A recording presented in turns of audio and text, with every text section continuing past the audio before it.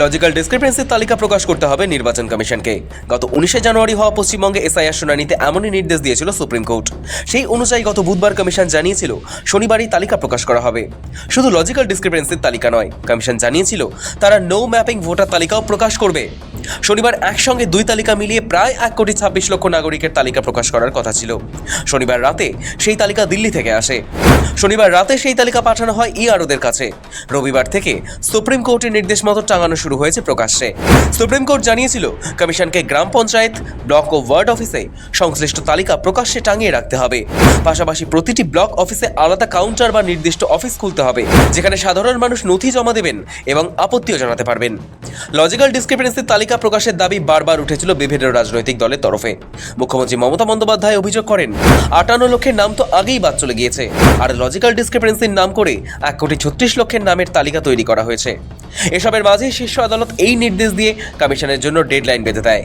শনিবারই ছিল তালিকা প্রকাশের শেষ দিন, কিন্তু দুপুর গড়িয়ে বিকেল হলেও তালিকা প্রকাশ করা হয়নি। তখনই আলোচনা শুরু হয়েছিল যে সুপ্রিম কোর্টের নির্দেশ মতো হয়তো তালিকা প্রকাশ করতে পারবে না কমিশন। কিন্তু বিকেলেই সিইও দপ্তর সূত্রে জানা গিয়েছিল সফটওয়্যারের কাজ চলছে। নির্বাচন কমিশন 24 তারিখ বলেছে, মানে এটা নয় যে আজকেই করতে হবে। আদালত কিছু তারিখ দেয়নি, যদিও তার কয়েক ঘন্টার মধ্যেই লজিক্যাল ডিসক্রিপেন্সি এবং নো ম্যাপিং ভোটার তালিকা দিয়ে দেয় নির্বাচন কমিশন। ডিসেম্বরেই দেশের মুখ্য নির্বাচন কমিশনার জ্ঞানেশ কুমারের সঙ্গে দেখা করতে গত 31শে ডিসেম্বর 10 জনের প্রতিনিধি দল নিয়ে দিল্লি গিয়েছিলেন অভিষেক বন্দ্যোপাধ্যায়। 2.5 ঘন্টার সেই বৈঠক নিছক সাক্ষাৎ থাকেনি। বৈঠকে একাধিক প্রশ্ন তুললেও কমিশনের তরফে কোনো সদুত্তর মেলেনি বলেই পরে অভিযোগ করেন তিনি। নির্বাচন সদনে জ্ঞানেশ কুমারের সঙ্গে অভিষেকের উত্তপ্ত বাক্য বিনিময় হয়েছিল। অভিষেক নির্বাচন সদন থেকে বেরিয়ে দাবি করেছিলেন মুখ্য নির্বাচন কমিশনার তার দিকে আঙুল তুলে কথা বলেছিলেন। और अगर मैं झूठ कह रहा हूं तो जरा वहां पे सीसीटीवी था, फुटेज रिलीज करे मीडिया के सामने। भाई हमारे पास तो कैमरा नहीं थे, गया इलेक्शन कमीशन का प्रीमाइस में, हर जगह सीसीटीवी है, चेक करके अंदर गए। तो आप अगर सच कह रहे हो, पूरा 2.5 घंटा मीटिंग का सीसीटीवी फुटेज आप रिलीज कर दो, लोग देखे क्या बात हुआ, कौन झूठ बोला कौन सच बोला। हम लोग जब बात करना शुरू किए, पहली बात तो जब कोई बोल रहा था वो रोकने टोकने लग गया। He started losing his temper, मेरे तरफ उंगली उठाने लग गया। फिर मैंने बोला you are nominated, I am elected, आपका उंगली नीचे करके बात करिए। हम लोग जो यहाँ पे बैठा हुआ है जनता का वोट से चुना हुआ है। बीजेपी के बदौलत खाली आपका एक नोटिफिकेशन का बेसिस पे मैं यहाँ पे नहीं आया हूँ। We are answerable to the people at large. You are answerable to your masters. I am answerable to the people of my state. आप उंगली नीचे करके बात करिए। उनको लगता है कि हम जो बोलेगा वो सुन लेगा। If he has the guts and gall, let him release the footage. I'm standing outside the Election Commission's office. Here it goes. Nirvachan Southern Election Commission of India. Gyanesh Kumar must be hearing what I'm saying before the media now. সেদিন দিল্লিতে তৃণমূলের অন্যতম দাবি ছিল SIR এর শুনানিতে বিএলএদের প্রবেশাধিকার দিতে হবে, না দিলে তা আনুষ্ঠানিক বিজ্ঞপ্তি জারি করে জানাতে হবে।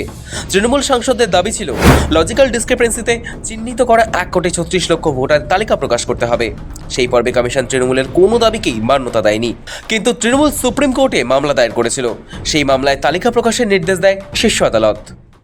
নির্বাচন কমিশন বলেছিল আমরা তালিকা প্রকাশ করব না, তার কারণ তালিকা যদি প্রকাশিত হতো এদের খেলাটা ধরা পড়ে যেত। আমরা বলেছিলাম যে হিয়ারিং ভেন্যুতে আমাদের দলের বিএলএ টুরা থাকবে, নির্বাচন কমিশন বলেছিল থাকবে না। দেশের সর্বোচ্চ আদালত সুপ্রিম কোর্ট তৃণমূলের দাবিকে মান্যতা দিয়ে বলেছে লজিক্যাল ডিসক্রিপেন্সি লিস্ট রিলিজ করতে হবে। বিচারপতিরাও বলেছেন বিএলএ টুরা হিয়ারিং এ থাকবে। এর সাথে যারা হিয়ারিং এ যাচ্ছে তাদেরকে রসিদ দিতে হবে, অ্যাকনলেজমেন্ট দিতে হবে। বিজেপির এসআইআর এর খেলা শেষ।